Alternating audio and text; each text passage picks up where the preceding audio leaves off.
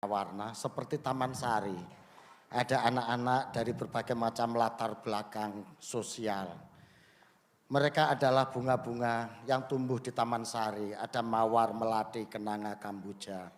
Bahkan ada juga bunga bang, Mbak. Bunga bang nggak ada ya.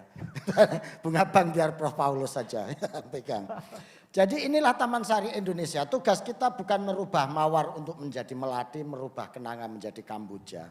Tugas kita adalah mengelola dan merawat supaya bunga-bunga ini tumbuh dan berkembang sebaik-baiknya dan sebanyak-banyaknya. Sehingga keharumannya bisa dinikmati orang sebanyak-banyaknya di bumi Indonesia. Itulah Pancasila. Jadi kalau ada yang ngomong Pancasila kafir, Pancasila togut, ini mesti ngajinya belum selesai ini. Jadi Islamnya belum kafah. Baru ngaji sedikit tahu 1-2 ayat, kemudian dia bilang Pancasila kafir. Loh kalau Pancasila kafir lah aku ikut Pancasila ya, masa aku kafir. Ini saya kafir beriman lah kalau seperti itu. Ini ada kisah yang menarik. Ya, ada orang Madura ketika ditanya Pancasila. Cak, sampean ngerti Pancasila? Loh kalau soal Pancasila saya tahu, Cak. Hafal saya. Ada berapa Pancasila? Sudah pasti ada 6. Ini pede tapi keliru. Jadi Pancasila ada berapa? 6 ya. Ngawur sampean nih, goblok. Coba tanya yang lain. Dia tanya ke temannya. Cak, ada berapa Pancasila?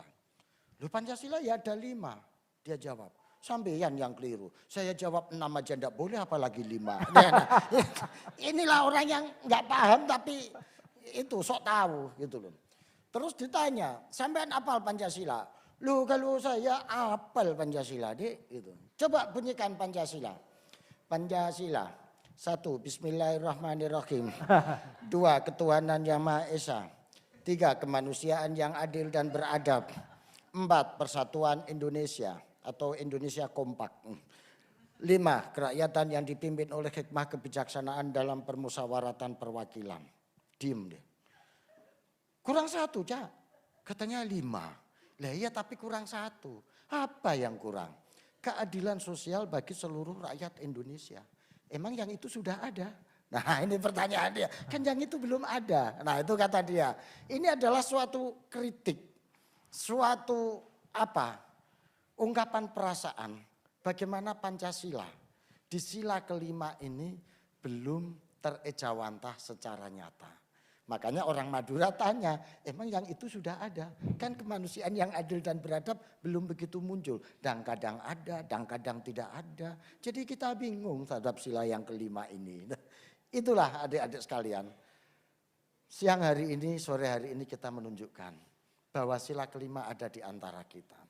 Dan kalau kita ingin mencari Pancasila, ada. Makanya kalau Sujiwo Tejo mengatakan Pancasila enggak ada. Kalau Pancasila ada gedung-gedung tidak akan dikuasai kapitalis. Guru-guru honorer tidak akan dihonori 250.000. Tapi Sujiwo Tejo lupa bahwa di sekolah ini, di komunitas ini, Pancasila hidup dan berkembang. Meskipun guru-gurunya dihonori tidak cukup untuk hidupnya. Di sini ada pengabdian, di sini ada ketulusan. Di sini ada hati nurani. Pancasila akan hidup, tumbuh, dan berkembang ketika hati nurani itu ada. Suatu saat saya berkeliling mencari hati nurani. Memasuki lorong-lorong hati. Memasuki labirin-labirin jiwa. Aku buka seluruh kantor-kantor birokrasi. Aku buka seluruh rumah-rumah ibadah. Dan aku tanya kepada para akademisi di kampus. Aku bertanya kepada intelektual yang mengajarkan tentang kemanusiaan dan keadilan. Tapi ternyata nurani dan Pancasila belum ketemukan. Ketika aku buka pintu-pintu birokrasi, aku mencari nurani dan Pancasila. Aku tanyakan, apakah ada nurani di sini? Mereka tidak bisa menjawab.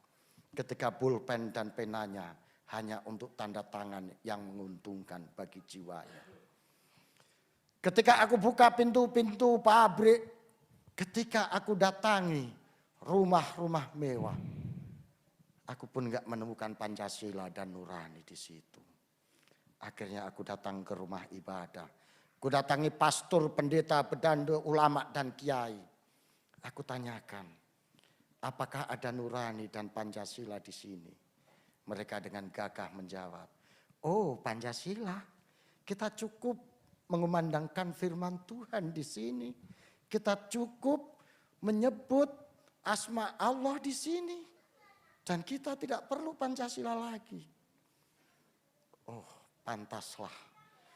Ketika asma Tuhan, firman Tuhan diceraikan dari nurani, diceraikan dari Pancasila, maka yang ada adalah kegersangan. Maka yang ada adalah kemunafikan. Akhirnya aku bertanya pada seorang pelacur, kudatangi rumahnya yang reot, kudatangi gubuknya yang kotor. Ternyata nurani ada di situ. Pancasila hidup akrab di bawah pelukan nurani yang makin rentah. Akhirnya aku berpikir, apakah kita harus mendatangi rumah-rumah kumuh orang miskin, tempat-tempat pelacur yang merintih karena ditagih rumah kontrakan, sementara anaknya kelaparan karena tidak ada susu dan makanan di hari itu. Ternyata Pancasila ada di sana bersama nurani yang sudah mulai rapuh.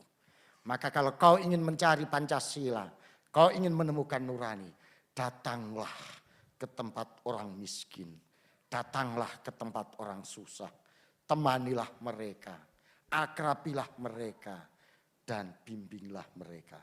Karena di situ ada nurani dan Pancasila. Terima kasih.